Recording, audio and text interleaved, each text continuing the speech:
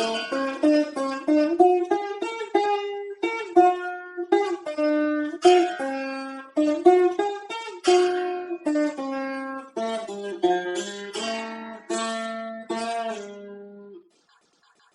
నమః శాంతాయ దివ్యాయ సత్యధర్మస్వరూపిణే స్వానందామృత తృప్తాయ సుందరాయ నమో నమః.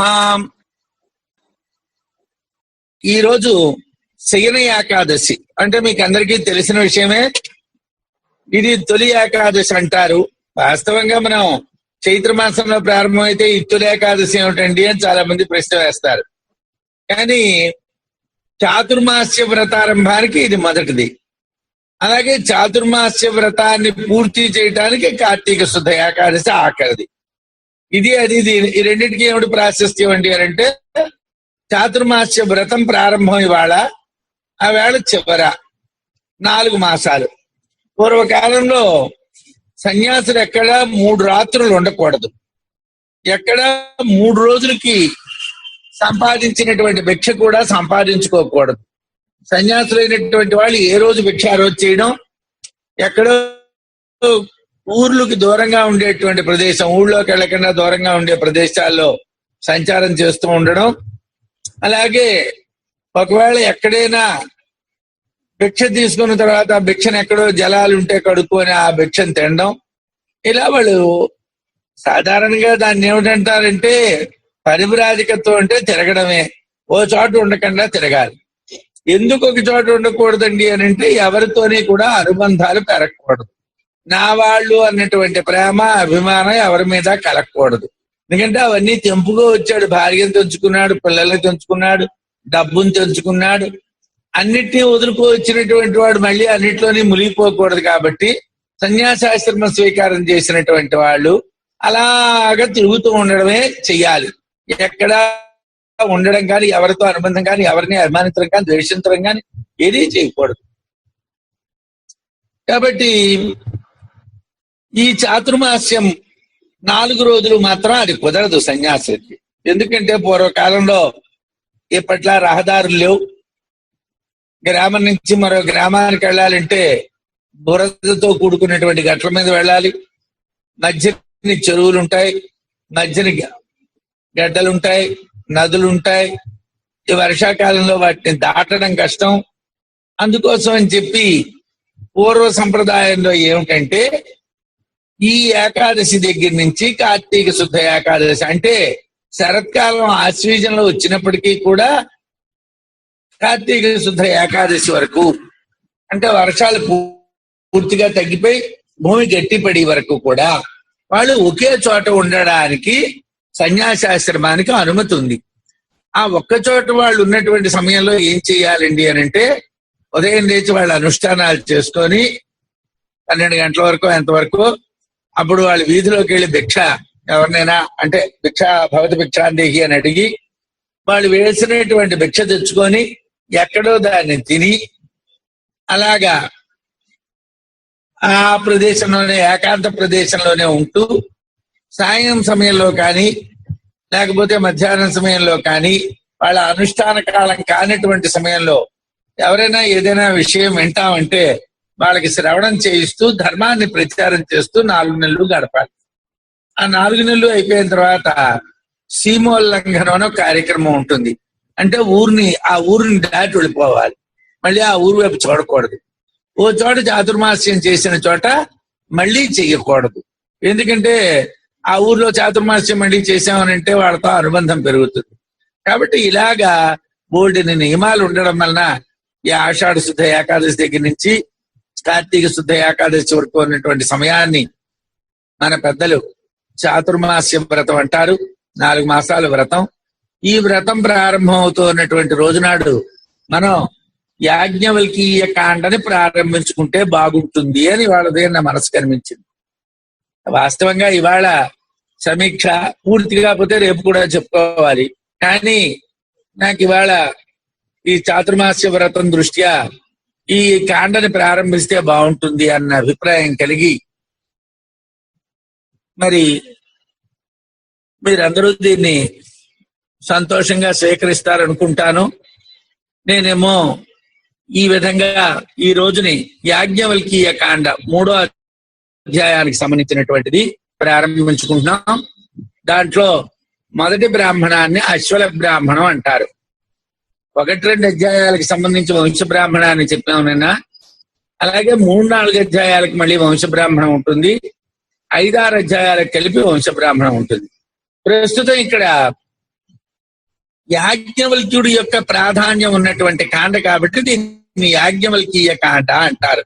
ఈ యాజ్ఞవల్కీయ కాండ 3వ అధ్యాయం 1వ బ్రాహ్మణం. అంటే వాస్తవానికి ఇది 3వ అధ్యాయం కాదు, 5వ అధ్యాయం అవుతుంది.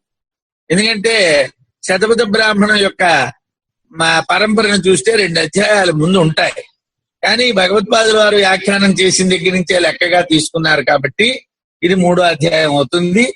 దాంట్లో 1వ బ్రాహ్మణం అశ్వల బ్రాహ్మణం అనేటువంటిది మనం చదువుకుంటున్నాం. అంటే అశ్వలుడు అనేటటువంటి వాడు యాజ్ఞవల్క్యుడితో ఏమిటి మాట్లాడాడు అనేటువంటిది ఈ బ్రాహ్మణంలో ఉంటుంది.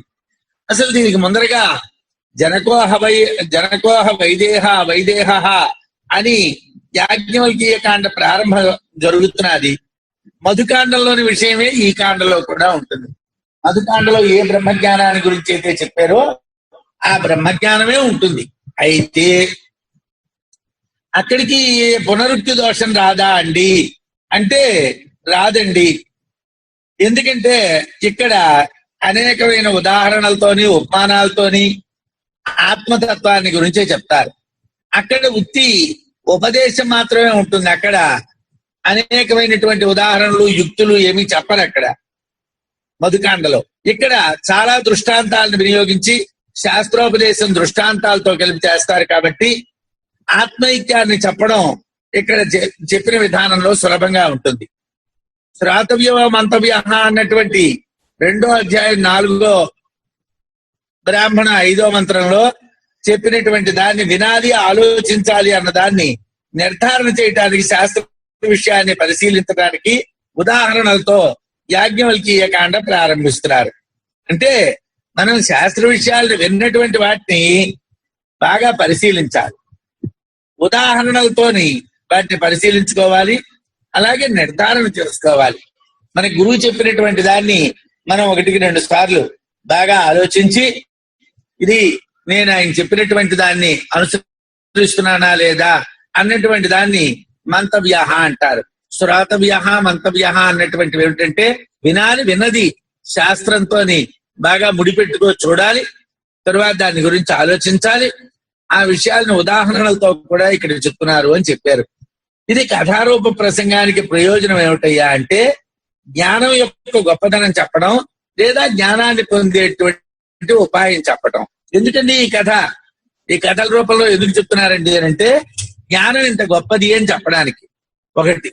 2 జ్ఞానాన్ని పొందడానికి ఉపాయం ఏదైనా చెప్పాలి. జ్ఞానం లభించదు అంటే ఇబ్బందులు పడిపోతారు. పూర్వంలో మనం చదువుకుంటూ ఉన్నటువంటి కాలంలో కాంపోజిట్ జనరల్ ఉన్నప్పుడు లెక్కల మాస్టర్లు కాంపోజిట్ చాలా కష్టం మీకు రాదు అంటే ఆ లెక్కలంటే బెంగ పెట్టుకో చాలా మంది వదిలేసేవాడు.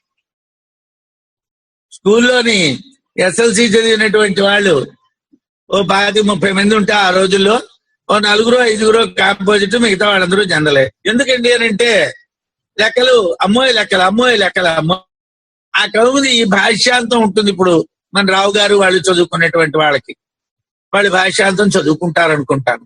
వ్యాకరణం విద్యా ప్రవీణ వాళ్ళైతే తప్పకుండా చదువుకుంటారు. సాహిత్యం వాళ్ళైతే ఉత్తి కౌముదే మొత్తం చదువుకుంటారేమో వాళ్ళ కోర్సులను బట్టి. అయితే అది చెప్పేటువంటి ఉపాధ్యాయుల ముందు ఏం చేస్తారంటే ఇది సంస్కృత వ్యాకరణం చాలా భయంకరం, ఇది మీకు వస్తుందా, మీకు అర్థం అవటం కష్టం అని ప్రారంభిస్తారు. అది విన్నవాడు ఎలాగా అర్థం కాదు, ఎందుకంటే వాడు ముందే ఓ నిర్ణయానికి వచ్చేస్తాడు నాకు రాదు అని. మరి ఇంకేం వస్తుంది, ఏవో 4 ప్రశ్నలు కంఠస్థం పెట్టడం, అంటే 4 రూప సాధనలు, ఏవో 4 కంఠస్థం పెట్టడం, వ్యాఖ్యాన సూత్రాలు, అవి కానీ పరీక్షలో వస్తే రాయడం, రాసిపోవడం, లేకపోతే లేదు. ఏమయ్యా అంటే అది రాదని ముందే గురువుగారు చెప్పేశారు కదండి, మరి రాదు. వాస్తవంగా ఏ విద్య రాకపోవటం అనేటువంటిది ఉండదండి. 1 మన విద్య యందు భయాన్ని పొందకూడదు, అంటే అది ఉపాధ్యాయుడి భయాన్ని కలిగించకూడదు, విద్యార్థి భయాన్ని పొందకూడదు. 2 ఉపాధ్యాయుడు చెప్పినటువంటి దాన్ని అనుసరిస్తూ దాన్ని మళ్ళీ శాస్త్రంతో ఒకసారి చూసుకుంటూ ఉండడం, అది ఎలాగ మనకు అంటుతుందా అన్నటువంటిది ఆలోచించి దాన్ని అంటించుకోవటం. ఇవి రెండూ కూడా ఏ విద్యకైనా ప్రధానం. ఇక్కడ ఎందుకంటే ఈ కథారూపంలో చెప్తున్నారు అని అంటే, బ్రహ్మ విద్య యొక్క జ్ఞానాన్ని గొప్పది అని మనకి తెలియచేయటం కోసం, రెండు సులభంగా బ్రహ్మ విద్యా జ్ఞానాన్ని పొందడానికి ప్రయత్నం చేయటం, ఈ రెండు అంటే అటువంటి ఉపాయం చెప్పడం, ఈ రెండింటినీ కూడా దృష్టిలో పెట్టుకో ఈ యాజ్ఞవల్క్య కాండ ప్రారంభిస్తున్నారు. అయితే లోకంలోని ఒక ఉదాహరణ చెప్పారు భగవత్పాదుల వారు. దానం చేత ప్రాణాలు లొంగిపోతాయి అంటే, సాధారణంగా మనం ఏదైనా ఇస్తామంటే ఇప్పుడు కూడా పిల్లలకి ఏవైనా చిన్న చిన్న బహుమతులు ఇచ్చి వాళ్ళని చదువు వైపు మళ్లించండి అని మానసిక విజ్ఞాన శాస్త్రం చెప్తుంది, సైకాలజీ. అది ఉపాధ్యాయులకి చెప్తూ ఉంటారు. పిల్లల్ని చిన్న చిన్న బహుమానాలు గట్రా ఇచ్చి ఆకర్షించి వాళ్ళు మనం చెప్పే విషయం వైపు మళ్ళేటట్టుగా చెయ్యండి అని. పూర్వంలో కూడా ఏదైనా విద్య కావాలి అని అంటే ఆ విద్యను చెప్పవలసినటువంటి గురువుని కాస్త మంచి చేసుకోవాలి. ఇప్పుడు ద్రోణాచార్యుల వారు ద్రౌపదుడి చేత అవమానం పొందారు. ఒక ఆవు నిమ్మని వాళ్ళ ఇంటికి వెళ్తే, నువ్వు నేను ఎక్కడ చదువుకున్నావయ్యా పోవయ్యా అనేశాడు. అగ్నివేశుడి దగ్గర పాపం వీళ్ళిద్దరూ చదువుకున్నారు, కానీ ఆయన కాదనేశాడు. దాంతో తిరిగి వచ్చినటువంటి ఆ ద్రోణాచార్యుల వారు దేనవదనంతో వస్తూ ఉంటే ఆ విషయం భీష్ముడికి తెలిసి దారిలోనే మంత్రుల్ని పంపించి ద్రోణాచార్యుల వారిని కురుపురానికి రప్పించారు, హస్తినాపురానికి. ఆయనకి కావలసినటువంటి సౌకర్యాలన్నీ ఏర్పాటు చేసి, ఆయన ఉండడానికి ఏర్పాటు చేసి, మీరు ఇక్కడ ఉండండి అన్నారు. ఉన్న తర్వాత ఊరికినే ఉండాడు కదండి. కురుకుమారులకందరికీ కూడా ధనుర్విద్య చెప్పాడు. ఆయన ధనుర్విద్యలో చాలా గొప్పవాడు. ఆయన అంత గొప్పవాడిని కూడా ప్రలోభ పెట్టి ఆయన్ని తన దారిలోకి తెచ్చుకొని ఆ భీష్ముడు కురుకుమారులందరికీ కూడా అస్త్ర విద్య పారంగతత్వాన్ని కలిగించారు. అలాగా దానంతో సాధారణంగా మనుషులే కాదు ఎవరైనా లొంగుతారు, ప్రాణులన్నీ లొంగిపోతాయి. ఈ కథలో బంగారం, గోవులు చాలా సమృద్ధిగా ఇవ్వబడటం చెప్తారు. శాస్త్ర ప్రయోజనం ఆత్మతాత్పర్యమే కానీ దానాన్ని జ్ఞానం యొక్క సాధనంగా నిర్ధారించడానికి ఈ కథని ప్రారంభించారు. అంటే ఇక్కడ ప్రాధాన్యం ఏమిటంటే, జనక మహారాజు గారు ఒక 1000 గోవుల్ని సిద్ధంగా ఉంచి, ఎవరికి ఈ గోవుల్ని ఇవ్వాలంటే గొప్ప బ్రహ్మవేత్తకి ఇస్తాను అంటే యాజ్ఞవల్క్యుడు బ్రహ్మజ్ఞానాన్ని గురించి వాదన ప్రారంభించినట్టుగా మనకి యాజ్ఞవల్క్య కాండ చెప్తుంది. అది ప్రలోభమా అంటే ఒక రకంగా ప్రలోభమే, మరో రకంగా చెప్పాలి అని అంటే అది గౌరవం. అంటే సాధారణంగా మన ఇంటికి వచ్చినటువంటి వాళ్ళని మనం గౌరవించాలి. ఎలా గౌరవించాలి? ఆ రోజుల్లో బ్రాహ్మణుడు వస్తే ఒక గోవుని ఇవ్వాలి, ఆ గోవునిచ్చి వాడిని గౌరవించాలి. ఈ గౌరవించి వాటి దగ్గర నుంచి ఆ విద్యల్ని పొందడం అనేటువంటి తప్పు కాదు. విశిష్టాద్వైతంలో కూడా పాండ్య దేశపు రాజు బ్రహ్మజ్ఞానాన్ని కావాలనుకుంటాడు. ఏ మార్గంలో వెళ్తే భగవంతుడిని పొందొచ్చును అని అతనికి ఒక సంశయం కలుగుతుంది. సంశయం కలిగినప్పుడు ఆయన ఒక బంగారు నాణ్యాల మూట ఆస్థానంలో వేలాడదీసి, ఎవరు బ్రహ్మజ్ఞానం గురించి చెప్పినప్పుడు ఆ మూట కింద పడిపోతుందో ఆ మార్గాన్ని నేను స్వీకరిస్తాను అంటారు. అప్పుడు శ్రీవిల్లిపుత్తూరులో ఉన్నటువంటి ఆ నారాయణుడు ఆయన దగ్గర అర్చకత్వం చేస్తూ ఉన్నటువంటి వాడిని, నువ్వు వెళ్ళి ఆ రాజుగారి సభలో వాదించు అంటారు. అంటే వాడు అంటాడు, స్వామి నన్ను ఇతపురాపటి శాస్త్ర గ్రంథ జాత్యందు ఆరామక్ష్మాఖనన క్రియాఖనకరిత్రగ్రాసితోద్యత్తిణ స్థోమా స్నిగ్ధకరున్ భవద్భవనదాసున్ వాదిగా ముంపుచో భూమి భృత్సభ నోటమైన అయశంబులు మీకు గాకుండునే అంటాడు. ఏమయ్యా నువ్వు పంపిస్తానంటున్నావు, నేను వెళ్ళి అక్కడ ఓడిపోయాననుకో నీకు అపకీర్తి వస్తుంది, నాకా ఒక ముఖ్య రాదు, నేనేమి చదువుకోలేదంటాడు. ఏం పర్వాలేదు వెళ్ళి అంటాడు. వెళ్ళి వాదిస్తాడు. అక్కడ విశిష్టాద్వైతాన్ని స్థాపిస్తాడు. స్థాపించినప్పుడు ఆ బంగారు నాణ్యాల మూట కింద పెడితే ఆ రాజు ఆ మార్గాన్ని స్వీకరించాడు అని చెప్తారు మనకి. అది విశిష్టాద్వైతంలో కదా. సాధారణంగా దీన్ని ప్రలోభం అనరండి. అంటే ఆ రకంగా ఆకర్షించడం అనేటువంటి దాన్ని చెయ్యాలి. ఏదో ఒక రూపంగా జ్ఞానుల్ని మనం ఆకర్షించాలి. జ్ఞానులు ఎలాగ వాళ్ళకి ఊరికినే వాళ్ళకే జ్ఞానం, వాళ్ళు ఎంతసేపు నిర్లిప్తంగా ఉంటారు, దేని యందు వాళ్ళకి రకమైనటువంటి ఆకాంక్ష ఉండదు. ఇది కావాలని వాళ్ళు అనుకోరు. దేన్నో ఒక మార్గంలో వాళ్ళని తీసుకొని వచ్చి వాళ్ళ దగ్గర ఉన్నటువంటి జ్ఞానాన్ని మనం పొందాలి. అదే ఇక్కడ ఈ యాజ్ఞవల్కీయ కాండలో జరుగుతున్నది అని చెప్తున్నారు. ఇంకో విషయం ఏమిటంటే, మనకు కావలసినటువంటి విషయంలో బాగా అవగాహన ఉన్న వాళ్ళతో కలియటం, విషయాన్ని తెలుసుకోవటానికి, అటువంటి జ్ఞానులతో సంభాషణ జ్ఞానం పొందడానికి ఉపాయాలే అని భగవత్పాదులు వారు అంటున్నారు. ఈయనే సత్సాంగత్యం అంటారు. వారి సత్సాంగత్యే సత్సంగత్వే నిస్సంగత్వం, నిస్సంగత్వే నిర్మోహత్వం, నిర్మోహత్వే నిర్మలతత్వం అని ఆయన అంటారు.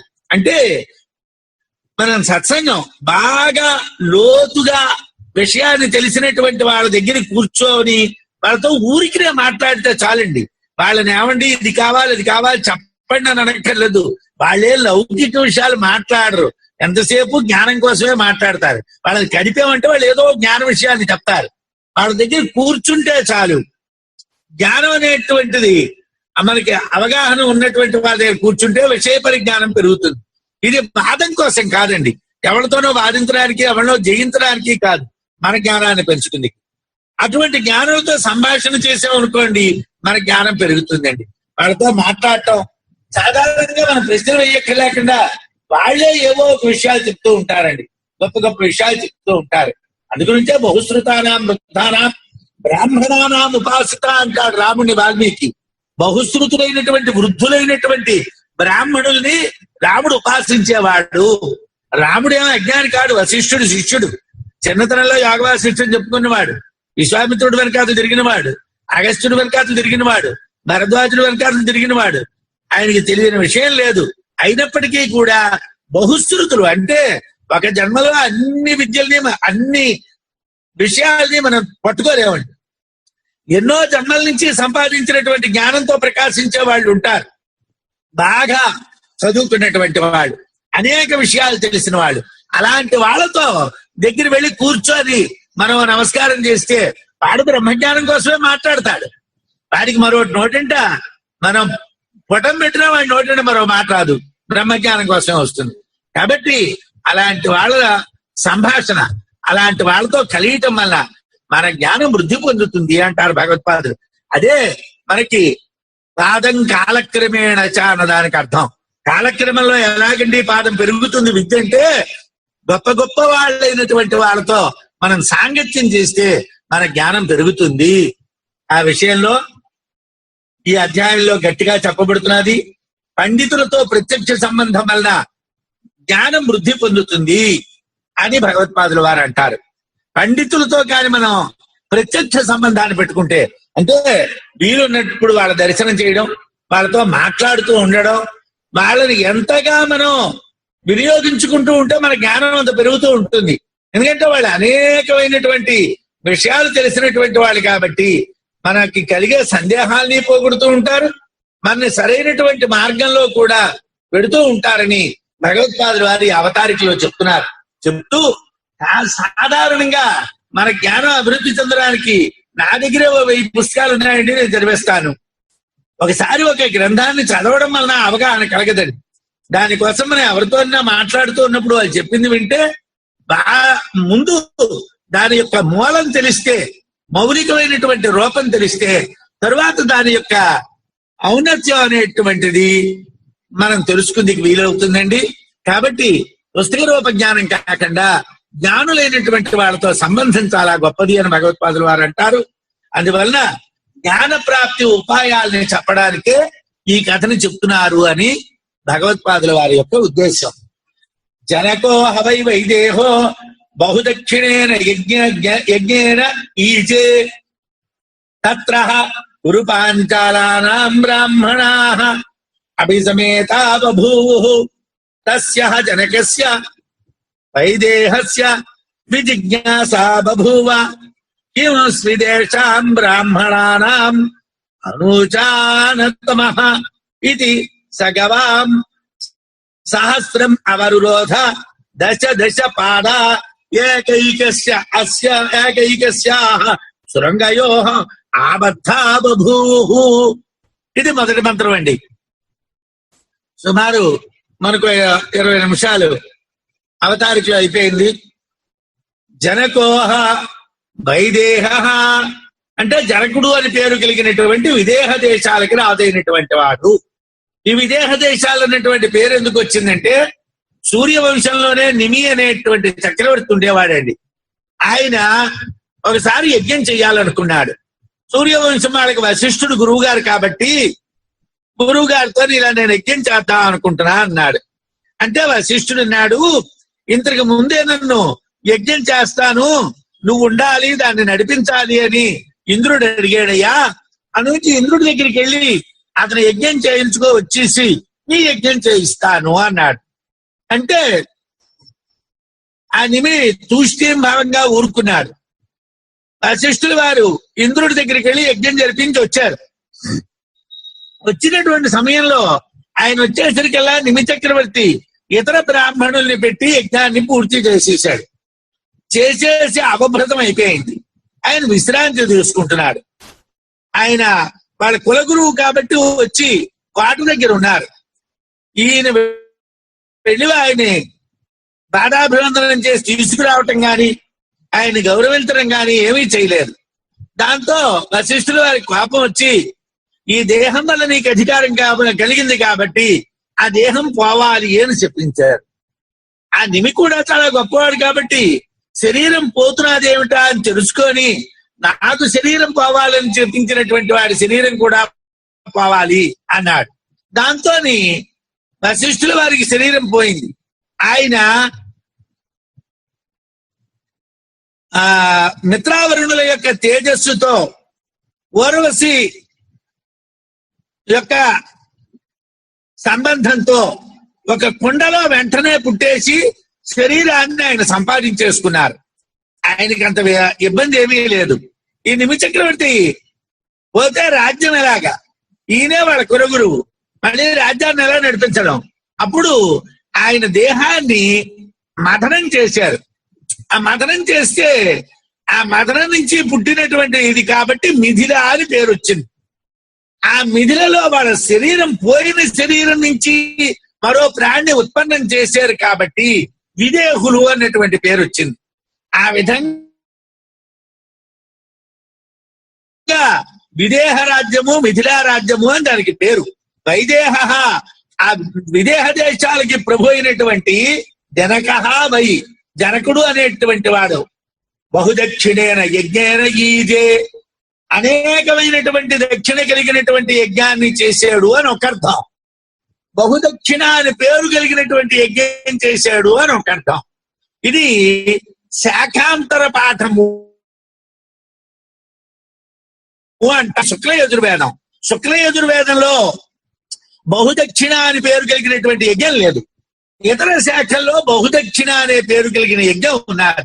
అనుంచి దీన్ని శాఖాంతర పాఠము అంటారు. అంటే ఇంకో శాఖ వాళ్ళు అలాంటి యజ్ఞం చేయిస్తారు. ఈ యాజ్ఞవల్క్యుడు శుక్లయజుర్వేదానికి సంబంధించినటువంటి వాడు కాబట్టి దీన్ని శాఖాంతర పాఠము అని రాస్తారు భగవత్పాదులు వారు. అయితే మరి యాజ్ఞవల్క్యుడి ఉద్దేశంలో ఈ యజ్ఞం అంటే ఏమిటండి అంటే అశ్వమేధాదులైనటువంటి క్రతువులు అనేక దక్షిణలతో చేయాలి కాబట్టి, చాలా ఎక్కువ దక్షిణలు ఇచ్చి చేయాలి కాబట్టి బహుదక్షిణేన యజ్ఞేన అంటే చాలా ఎక్కువ దక్షిణలు ఇచ్చేటువంటి యజ్ఞాన్ని ఈ చేశాడు ఈ జనకుడు అనేటువంటి వాడు. ఆ విధంగా ఆయన బహుదక్షిణ ఆ పేరు కలిగినటువంటి యజ్ఞం లేదా అనేకమైనటువంటి దక్షిణ ఇచ్చినటువంటి అశ్వమేధ రూపమైనటువంటి యజ్ఞాన్ని ఆయన చేశాడు. చేస్తే అప్పుడు పూర్వకాలంలో మీకు ఇంతకు ముందు కూడా ఓ రోజు చెప్పాను, శాఖాంతరము అంటే తెల్నాట్లు వేగినాట్లు ఏదో నియోగులు ఇలాంటి పేర్లు కాదండి, వీటిని శాఖలు అనరండి. వేద శాఖల్ని ఆశ్రయించి శాఖలు ఉంటాయండి. శుక్లయజుర్వేదంలో చెప్పబడ్డ క్రతువులు శుక్లయజుర్వేదం చేస్తాడు. కృష్ణయజుర్వేదం అమ్మాయిని చేసుకుంటే ఇబ్బంది వస్తుంది. అలాగే శుక్లయజుర్వేదం అబ్బాయిని చేసుకుంటే ఇబ్బంది వస్తుంది. కాబట్టి శాఖాంతర విషయాల్ని పూర్వం అంగీకరించకపోవడం ఏమిటంటే యజ్ఞం కోసమే ఆ నియమం ఉండేది. ఎవరు ఇప్పుడు చేయటం లేదు కాబట్టి ఏ శాఖ అంటే వాడి శాఖ వాడికే తెలియదు. కాబట్టి అశ్వమేధం మొదలైనటువంటి యజ్ఞాలు శుక్ర యజుర్వేదంలో ప్రసిద్ధాలు. శతపథ బ్రాహ్మణంలో అశ్వమేధ ప్రయోజనాన్ని ఎక్కువగా చెప్పారు. అందుగురించి యాజ్ఞవల్క్యుడి దృష్టిలో అయితే ఇక్కడ చాలా ఎక్కువ దక్షిణ ఇచ్చినటువంటి అశ్వమేధ యాగము అని అర్థం చెప్పాలి. మామూలుగా ఇతరత్ర మంత్రానికి అర్థం చెప్తే బహుదక్షిణం అనేటువంటి యజ్ఞం అని అర్థం చెప్పాలి. తత్ర ఆ యజ్ఞానికి పిలువబడిన వచ్చినటువంటి వాళ్ళు అంటే యజ్ఞానికి రమ్మనమని కొంతమందిని పిలుస్తారు. అయ్యా మీరు రండి మీరు రండి మీరు రండి అని. అలా కాకుండా అక్కడ యజ్ఞం జరుగుతుంది అని తెలిసి వచ్చినటువంటి వాళ్ళు కూడా ఉంటారు, చూడటానికి వచ్చినటువంటి వాళ్ళు. కురుపాంచాలానాం బ్రాహ్మణా అభిసమేతా. కురుపాంచాలానాం కురువులు అంటే ఇప్పుడు హస్తినాపురం అంటే హర్యానా, ఢిల్లీ ఆ మధ్య ప్రాంతాల్లో ఉన్నటువంటి దాన్ని కురుదేశాలు అంటారు. ఉత్తర కురువులు అంటే ఇప్పుడు మన ప్రకారం ఉత్తరాఖండ్. అది కురు దేశాల్లో ఉన్నటువంటి వాళ్ళు, పాంచాల దేశాల్లో ఉన్నటువంటి వాళ్ళు. ఇలాగా ఆ జనక మహారాజు గారి దేశానికి దగ్గరగా ఉన్నటువంటి వాళ్ళు, దూరంగా ఉన్న పిలువబడినటువంటి వాళ్ళు, గొప్ప పండితులైనటువంటి వాళ్ళు. కురుపాంచాలానాం బ్రాహ్మణా అభిసమేతా. చాలా మంది బ్రాహ్మణులు వచ్చారు. ఆ వచ్చినటువంటి బ్రాహ్మణులందరూ కూడా బాగా బ్రహ్మజ్ఞాన సంపన్నులు. ఆ రోజుల్లో మరో విద్య లేదు కదండి. వేదాలు వేదాంగాలు చదువుకోవడం, ఆ ఉపనిషత్తులు చదువుకోవటం, ఆ విషయాలని గురించి తెలుసుకోవటం, ఇతరులతో ఆ విషయాలని గురించి బాధించడం, వాళ్ళని జయించడం, ఇలాంటి పనులే ఆ రోజుల్లో ఉండేవాళ్ళు. అలాంటి వాళ్ళందరూ కురుపాంచాలానాం బ్రాహ్మణా అభిసమేతార్ బభూవు. వాళ్ళందరూ కూడా ఆ యజ్ఞం దగ్గర కలిశారండి. కలిస్తే ఏమిటైంది అంటే ఆ బ్రాహ్మణుల్లో చాలా మంది పండితులు ఉన్నారు, మంచి దిగ్గంతులు లాంటి పండితులు. ఆ చాలా మంది పండిత సముదాయాన్ని చూసి జనక మహారాజు గారికి మంచి ఆనందం అనిపించింది. తస్య కిల జనకస్య వైదేహస్య. ఆ యజ్ఞానికి యజమానైనటువంటి విదేహరాజు అయినటువంటి జనకుడుకు వీళ్లలో ఎవడు గొప్ప బ్రహ్మజ్ఞాన సంపన్నుడో అనేటువంటి ఆలోచన, విజిజ్ఞాస, తెలుసుకోవాలనేటువంటి కోరిక బభూవా కలిగింది.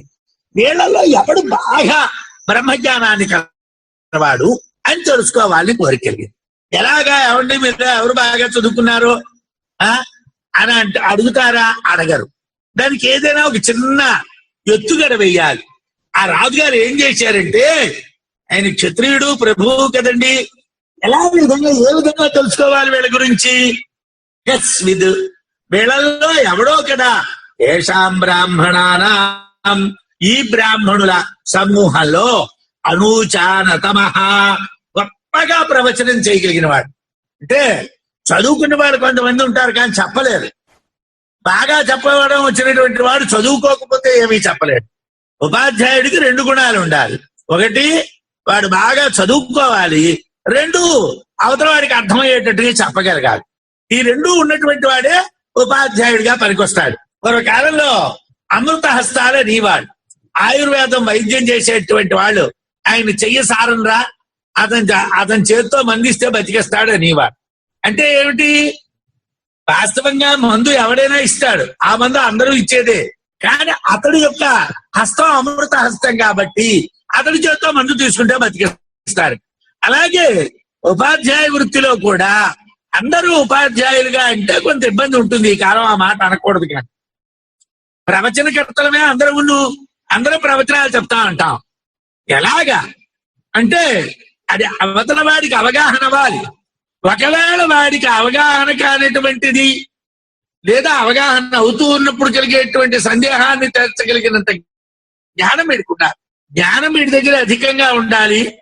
అవతల వాడికి అందేటట్టుగా చెప్పగలగాలి. ఈ 2 గుణాలు కలవాడు కావాలి. ఆ జనక మహారాజు గారు అనుకున్నారు, వీళ్ళల్లో ఎవడలాంటి వాడు ఉండాడు అంటే అనూచాన తమః, ప్రవచనం చేయగలిగినటువంటి వాళ్ళల్లో చాలా గట్టివాడు, బ్రహ్మవేత్త ఇది అని మనసులో అనుకున్నాడు. అనుకొని సహ గవాం సహస్రం అవరురోధ, వెంటనే ఆయన దగ్గర బోల్డెన్ ఆవులు ఉంటాయి కాబట్టి ఆ గోపాలకుల్ని పిలిచాడు.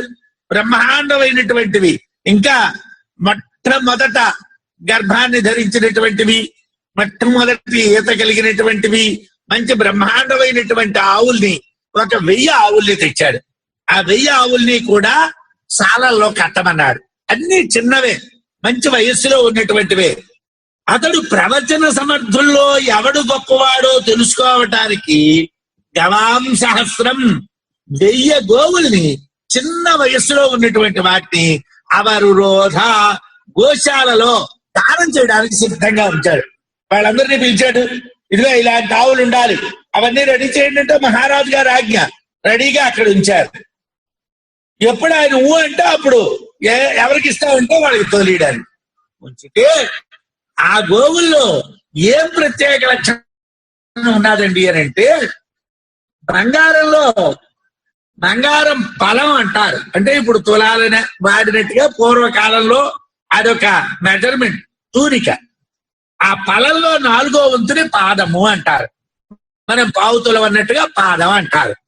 అయితే దశ దశ పాదా ఏకైకస్య శృంగయో ఆబద్ధా బభూవు. ఒక్క ఆవుకి 10 పాదాల చొప్పున, అంటే 10 పాదాలంటే 2 5లు. ఒక శృంగానికి 5 అంటే ఒక కొమ్ముకి 5, ఒక కొమ్ముకి 5 ఫలాలు. అంటే ఆ ఫలంలో 4వ వంతు అయినటువంటి బంగారాన్ని ఒక్కొక్క దానికి 10 పాదాల చొప్పున ఆ కొమ్ములకి పెట్టించాడు. అంటే అన్ని ఆవుల యొక్క బుర్రలు కూడా బంగారంతో మెరిసిపోతున్నాయి, తగమని. 2 కొమ్ములకి బంగార కొమ్ములు పెట్టించాడు. పెట్టించి ఆబద్ధా బభూవు అలా వాటిని సిద్ధం చేసి ఉంచాడండి. బట్ ఆ బంగారం ఇవి పెట్టించి 10 పాదాల బంగారం ఒక్కొక్క ఆవు కొమ్ములకు కట్టబడ్డాది. అంటే ఒక్కొక్క కొమ్ముకు 5 పాదాల బంగారం కట్టారనమాట.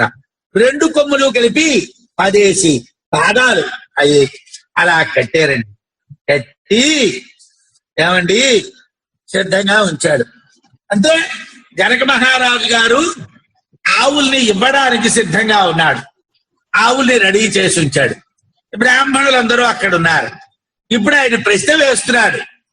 తాన్హోవాచ బ్రాహ్మణా భగవంతో యోవో బ్రహ్మిష్ట సయేతాగా ఉదజతామితి దేహ స్వమేవ బ్రహ్మచారిణం ఉవాచ ఏతా సౌమ్యో ఉదజ సామస్రవా ఇతి తాహ ఉదాచకారా దేహ బ్రాహ్మణాః చుక్రుధు కథన్నో బ్రహ్మిష్ఠః బ్రవీత ఇత్యర్థ. జనకస్య వైదేహస్య హోతా అశ్వలః బభూవ సహ ఏనం పప్రచ్ఛత్వం ను ఖలు నో యాజ్ఞవల్క్యః బ్రహ్మిష్ఠోసి ఇతి. సహ ఉవాచ నమో వయం బ్రహ్మిష్ఠాయ కుర్మః గోకామాయేవ వయగుం స్మ ఇది తగుంహ తత ఏవ పృష్ఠుం దధ్రే హోత అశ్వలః. ఇది 2వ మంత్రం. బ్రహ్మం నిష్ఠ కలిగినటువంటి వాళ్ళు, బ్రహ్మత్వం అనేటువంటిది మీలో ఎవరిలో చాలా గొప్పగా ఉన్నాదో, బ్రహ్మజ్ఞాని అయినటువంటి వాళ్ళు ఎవరో, బ్రహ్మవేత్త అయినటువంటి వాళ్ళు ఎవరో, ఎవరి యందు బ్రహ్మ పదార్థం ప్రకాశిస్తూ ఉన్న దాన్ని దర్శించినటువంటి వాళ్ళు ఎవరో, అటువంటి ఒకడు అంటే మీ అందరిలోని ఎవడు చాలా గొప్పవాడైతే వాడు ఏతాగాహ ఈ ఆవుల్ని ఉదజతామితి ఇంటికి తీసుకొని వెళ్ళిపోండి అన్నాడు. మీ ఇంటికి తీసుకోవచ్చు. ఎవరైతే బ్రహ్మాండమైనటువంటి జ్ఞానం కలవాళ్ళో, బ్రహ్మనిష్ఠులో, వాళ్ళు ఆవులు పట్టుకోండి అన్నాడు. ఏమండి దీనికి ఏం గోదానం గట్రా ఉండదా? ఏం అక్కర్లేదండి. దానం చేసేటప్పుడు సంకల్పం చేసేవాడి చేతుల్లో పెట్టకపోతే మనకేమీ రాదనుకుంటే అమాయకత్వం. ధనం ఎవరిదైతే ఫలం వాడికే వస్తుంది. మన ఎవరో ఇచ్చినటువంటి డబ్బు ఇంకెక్కడో వేసేసి ఉండిలోని నాకు పుణ్యం వస్తుందంటే రాదు. ధనం ఎవరిదైతే పుణ్యం వాడిదే. అక్కడ ఆవులు జనకుడు యొక్క ధనం కాబట్టి ఆ ఆవుల్ని ఎవరు తీసుకువెళ్ళినా ఆ గోదానం వల్ల కలిగినటువంటి ఫలం జనకుడికే చెందుతుంది. తేహ బ్రాహ్మణానదృషు. ఆ బ్రాహ్మణుల సమూహం ఉన్నది, అక్కడ చాలా మంది ఉన్నారు. ఆ బ్రాహ్మణ సమూహం ఎవరు కూడా జనకుడు చెప్పినటువంటి మాటలు విన్నారు, కానీ మేమే గొప్ప బ్రహ్మవేత్తలమి, మేమే బ్రహ్మిష్ఠులమి, మా యందే బ్రహ్మ పదార్థాన్ని మేము దర్శించాం అని ఎవళ్ళు ముందుకు రాలేకపోయారు. ఎవరికి ఆ ధైర్యం లేకపోయింది. అథ యాజ్ఞవల్క్య. ఆ సమయంలో యాజ్ఞవల్క్యుడు ఎవ్వళ్ళు ముందుకు రాలేదు. యాజ్ఞవల్క్యుడు ముందుకు వచ్చాడు. వచ్చి స్వం ఏవ బ్రహ్మచారిణంబువాచ. తన దగ్గర ఉన్నటువంటి బ్రహ్మచారితో అన్నాడు. స్వం ఏవ బ్రహ్మచారిణం, తనకు చెందినటువంటి బ్రహ్మచారి అన్నాడు. ఎప్పుడూ కూడా శిష్యుడు కాడు, తనవాడు. శిష్యుడు అని ఒకడు ఉండడండి. శిష్యుడు నేను గురువుకి సేవ చేస్తున్నాను అనుకుంటే అది వాడి మనోగతమైనటువంటి అభిప్రాయం మాత్రమే. గురువుని నేను సేవించాలి అనుకునేటువంటిది శిష్యుడు ఎందుండేటువంటి ధర్మం. కానీ గురువు ఎప్పుడూ కూడా స్వం బ్రహ్మచారిణం, తన బ్రహ్మచారి, తనకు సంబంధించినటువంటి బ్రహ్మమునందు చరించేటటువంటి వాడు. అంటే తన ఆత్మయందే వాడు కూడా ఉంటాడు. అంటే శిష్యుడు ఓ చోట గురువు ఓ చోట ఉండరు. గురువులోనే శిష్యుడు ఉంటాడు, శిష్యుల్లోనే గురువు ఉంటాడు. స్వం బ్రహ్మచారిణం, తన యొక్క బ్రహ్మచారి అయినటువంటి, అంటే తన దగ్గర అధ్యయనం చేస్తూ ఉన్నటువంటి వాడిని పిలిచి, ఏతాహ, ఈ గోవులు, హే సౌమ్య, ఓ సౌమ్యుడా. అంటే ఎప్పుడు కూడా శిష్యుడు కుటిలుడు అని గురువు అనుకోకూడదు. కుటిలుడు శిష్యుడు అనుకుంటే వాడు గురువు కాడు. అందుగురించే ప్రహ్లాద చరిత్రలో ప్రహ్లాదుడు అంటాడు, గురుడు క్రూరుడు అంటాడు. మనకి పాఠం చెప్తూ ఉన్నటువంటి గురువు గారు చాలా క్రూరుడు అంటాడు. ఎందుకంటే శిష్యుడు ఎప్పుడైతే కుటిలమైన మార్గంలో ఉన్నాడు అని గురువు అనుకున్నాడో వాడు గురువే కాడు, వాడు క్రూరమైనటువంటి స్వభావం కలవాడు.